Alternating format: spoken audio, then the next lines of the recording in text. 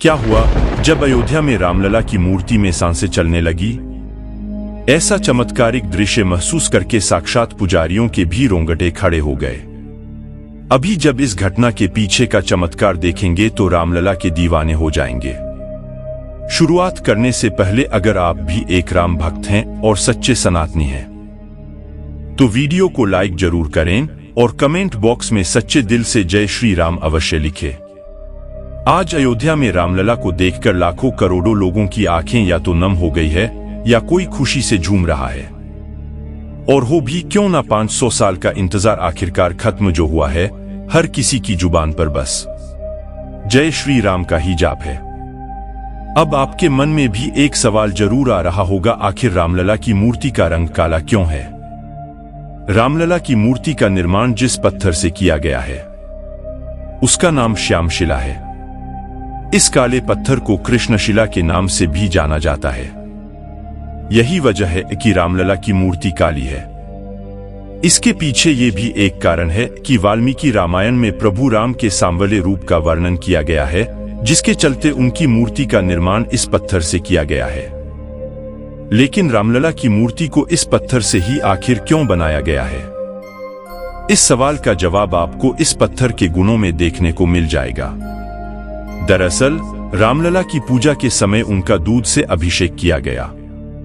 अब इस पत्थर के गुण के कारण दूध में किसी भी तरह का बदलाव नहीं होगा। इस दूध को पीना स्वास्थ्य के लिए हानिकारक भी नहीं है। इस पत्थर का 1000 साल तक कुछ भी नहीं बिगड़ता है। इसमें किसी भी तरह का बदलाव नहीं होगा। अब दोस्तों, एक ऐसे चमत्कार के बारे में हम आपको बताने जा रहे हैं जो साक्षात रामलला के गर्भगृह में हुआ है। आखिर किस तरह रामलला की मूर्ति में सांस चलने लगी? आज की वीडियो में बड़े रहस्य से पर्दा उठने वाला है और यह चमत्कार साक्षात मुख्य पुजारी जी ने महसूस किए हैं। वीडियो को अंत तक देखें और इस चमत्कार को आप खुद महसूस करें। सत्येंद्र दास राम जन्मभूमि के मुख्य पुजारी हैं। वे आज से नहीं बल्कि पिछले 32 सालों से रामलला की पूजा करते आ रहे हैं। रामलला की पूजा के लिए उनका चयन 1992 में बाबरी विध्वंस से 9 माह पहले हुआ था। सत्येंद्र दास की उम्र अब 80 वर्ष हो चुकी है, लेकिन इसके बावजूद भी उनके स्थान पर रामलला की पूजा के लिए अन्य मुख्य पुजारी का चयन नहीं हुआ, बल्कि सत्येंद्र दास ही मुख्य पुजारी के रूप में नए मंदिर में राम जी की पूजा करेंगे। उन्होंने सन 1939 में घटित एक ऐसे चमत्कार के बारे में बताया जिसे देखने के बाद मुस्लिमों के होश उड़ गए थे। ये घटना उस समय की है जब 23 दिसंबर 1939 में अचानक मस्जिद के अंदर रामलला की मूर्ति प्रकट हो गई। शहर का हर शख्स जल्दी से जल्दी राम जन्मभूमि की ओर जाना चाहता था। लोगों में कौतूहल था कि रामलला की जो मूर्ति रहस्यमय तरीके से विवादित मस्जिद में प्रकट हुई है, वह दिखती कैसी है। तब कुछ मुस्लिम लोगों ने यह विरोध किया कि मूर्ति को रात्रि के समय कुछ हिंदुओं ने यहां पर गैरकानूनी तरीके से रख दिया है। तब सत्येंद्र दास भी उस आंदोलन का हिस्सा थे। उस समय वहां पर एक बहुत ही बूढ़ी महिला मौजूद थी जो हमेशा से ही रामलला को अपने बच्चों के रूप में देखती थी। जब उन्होंने प्रकट हुई रामलला की मूर्ति को देखा तो उस बूढ़ी मां की आंखें ममता से भर गई। उन्होंने रामलला की मूर्ति को अपने गोद में लिया और उन्हें दुलार करने लगी। उनकी आंखों में आंसू थे, मानो कई सालों बाद एक मां अपने बच्चे से पुनः मिल गई हो। ये नजारा देखकर वहां खड़े हिंदुओं की भी आंखें नम हो गई। लेकिन कुछ विरोधी पक्ष इस पूरे दृश्य का मजाक उड़ा रहे थे। उस बूढ़ी मां के ऊपर हंसी मजाक कर रहे थे।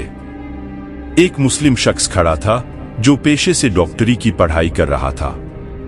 उसने हंसते हुए बूढ़ी मां से कहा कि अगर यह तेरा बेटा है तो क्या इसका दिल धड़कता है? क्या इसकी सांसें चलती है? मुझे तो ये बेजान लगता है, तो क्यों तू इस बेजान मूर्ति को इतना दुलार कर रही है? तब उस बूढ़ी मां को अचानक से क्रोध आ गया। तब उन्होंने उस डॉक्टर से कहा कि मैं तो रोज ही अपने रामलला की दिल की धड़कनों को सुनती हूं।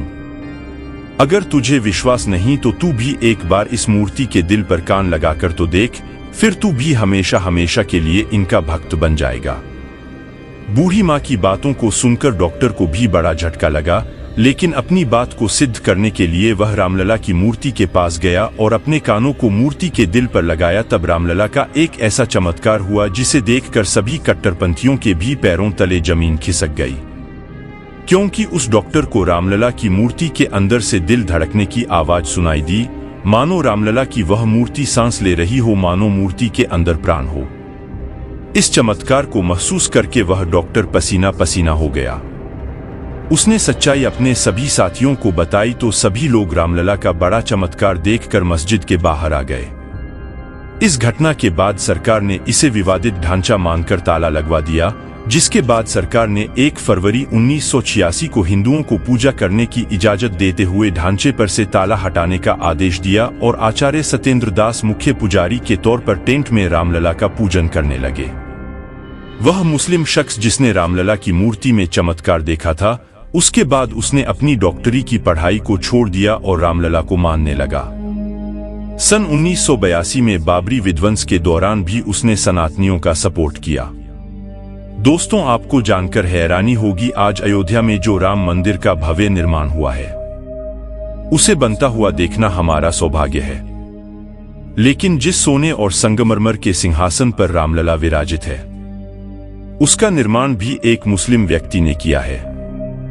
ये सुनकर आपको भी बड़ा झटका लगा होगा, लेकिन ये बात बिल्कुल सत्य है। विश्व हिंदू परिषद तथा मंदिर ट्रस्ट के पदाधिकारी अच्छी क्वालिटी की मार्बल और डिजाइनर के लिए कई मार्बल कारोबारी से मिले थे।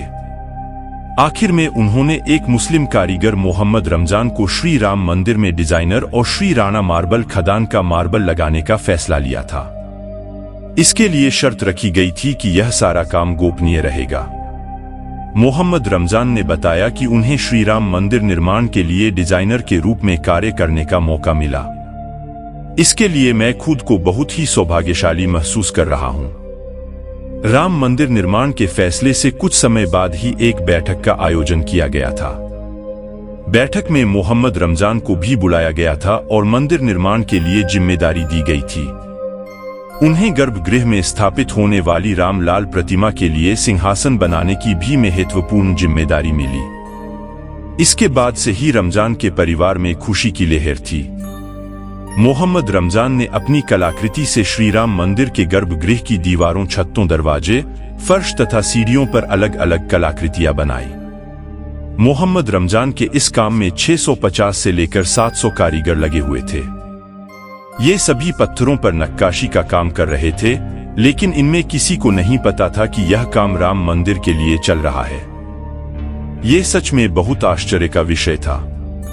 दोस्तों, राम मंदिर के लिए जो 2 मूर्तियों का चयन हुआ है, जिसमें एक मूर्ति तो अरुण योगी राज ने बनाई है, जिसके बारे में आप सभी जानते हैं, लेकिन दूसरी मूर्ति प्रशांत पांडे ने बनाई है और इस मूर्ति निर्माण के दौरान उनके साथ जो चमत्कार हुआ वो उन्होंने हमारे साथ साझा किया।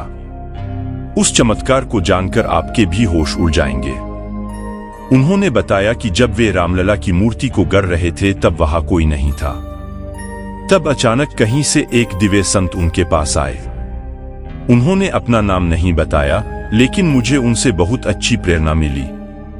कुछ देर बाद वह चले गए, लेकिन जिस कुर्सी पर वह बैठे थे, उस कुर्सी पर जब मैं बैठा तो अचानक से मेरे शरीर में काफी ऊर्जा आ गई। ऐसा आभास हुआ जैसे हनुमान जी ही आए थे।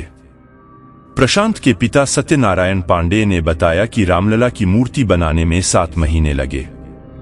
ऐसा लगा जैसे 7 पीढ़ियों की यात्रा हो गई।